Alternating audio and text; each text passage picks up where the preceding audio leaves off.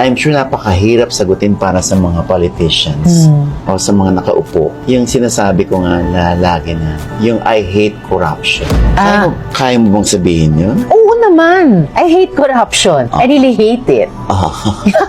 Kasi middle class girl ako, lumaki ako na wala naman kaming mana, di ba? Lahat kami nabubuhay sa pagtatrabaho at mga sweldo namin. Tapos tulad ng lahat ng empleyado or kahit mga self-employed, kinakaltasan kami sa pamilya ng buwis, di ba? So nag-expect kami ng social services, mga ganon. So talagang pag sa trabaho, kailangang mag-imbestiga or mag-expose or pumuna or tumutol, feel ko talaga yon.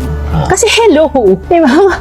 Dahil hindi mo gawain. Well, hindi ko gawain at alam ko, yan ang isang pinaka hindi namin dapat gawain, naming mga nagtatrabaho sa gobyerno. Kasi ang pera ay galing sa buwis ng mamamayan, kasama tayo doon. Ang pera ay hawak lang ng gobyerno in trust. So, dapat talaga bumalik sa mamamayan. Hindi yan para sa bulsa namin. Ano ba? Oo. Ganun ka, parang simple lang, logical lang. Naiyak na po ba kayo sa ganong pagkakataon na alam yung ginagawa nyo lahat, pero yung hindi lahat ginagawa yung tama? Well, mas naiiyak ako sa mga nakikilala namin ng mga tao na sila yung nagdudusa sa mga problema. Bawa, yung mga bata na ina-abuse.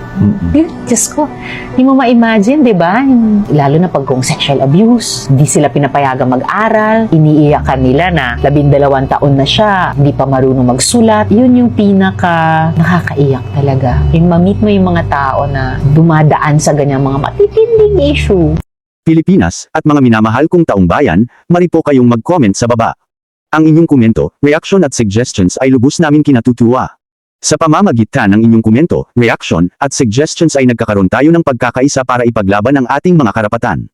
Paki-share ang video ito para aware ang lahat ng taong bayan.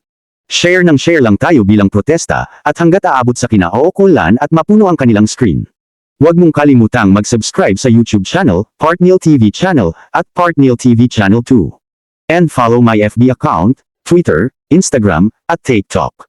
Taos puso akong magpapasalamat sa inyong walang tigil na suporta. Again, thanks for watching. Thanks for watching. Please subscribe my YouTube channel. Follow, like, comment, and share.